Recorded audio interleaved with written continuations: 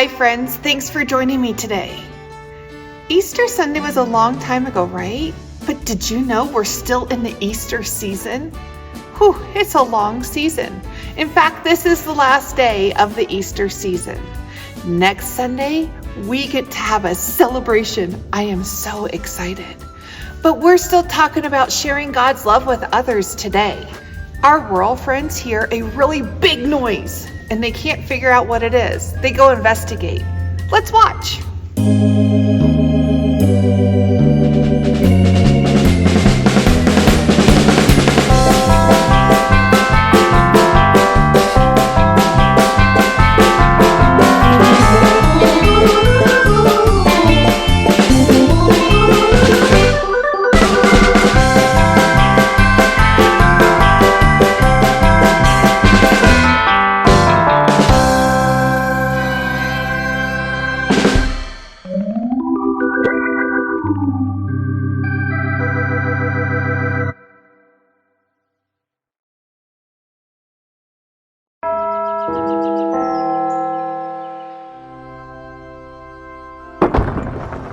What is all that racket? People are trying to pray. It came from the narthex.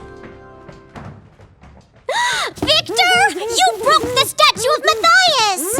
No! That Matthias, he was the hip young cool apostle. The only apostle not to be chosen by Jesus personally. Because he became an apostle after Jesus went to heaven. But before the Holy Spirit descended upon the disciples. The fact that we weirdly know so much about Matthias makes the fact that you broke his statue even worse! Can Victor hear us through that trash can? Ah! Oh, thank goodness! Oh, gift of sight! I shall never take you for granted again. Victor, you broke the statue of Matthias. You've never liked Matthias because he was the replacement for Judas. Guilty! My love for Judas in no way weakens my deep respect for Matthias, and I was defending his statue. Quite valiantly, I might add. You were defending it? Yes! You see, it all started when I was taking my usual Sunday stroll through the narthex. I began to sense danger. I immediately moved to defend the Matthias statue, but I suddenly went blind as Samson. I could not see what the danger was, nor could I see what exactly happened to the statue. But I am innocent. That's the best you could come up with? Why don't you just admit that you broke the statue? Why would I break the statue? You were probably trying to steal it! Guilty! How can you say these things? There are no witnesses among you. Not even I witnessed it. I witnessed it.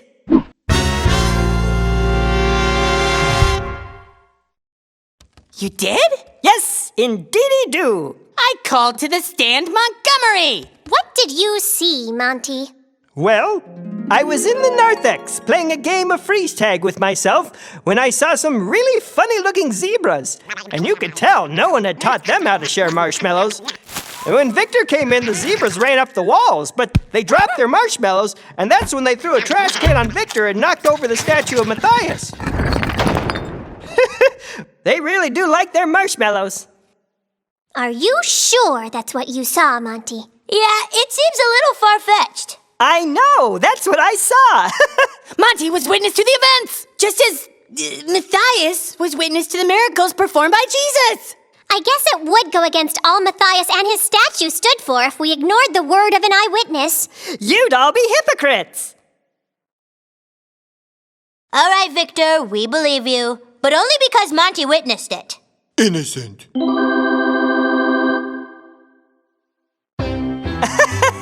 You'd all be hypocro. You'd all be hypocrites. Cut. You'd all be hypocries. Cut. You'd all be hypocrites. Yeah, okay. You'd all be hypocrotes. All right, from the top. You'd all be hip replacements. All right, Monty. You'd all be hippos. No. You'd all be hip-hop capers. No. You'd all be You'd all be hippie catering. No. You'd all be the battle hymn of the Republic. All right, let's take 5.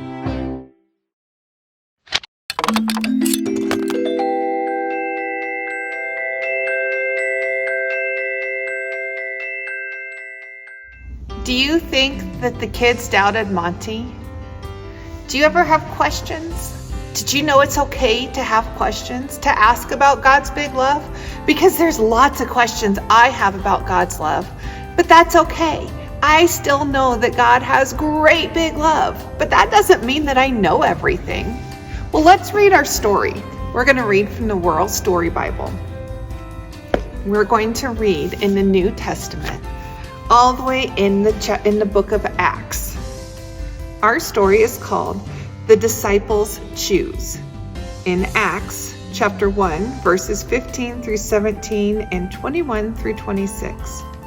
Peter counted 1, 2, 3, 4, 5, 6, 7, 8, 9, 10. He counted more.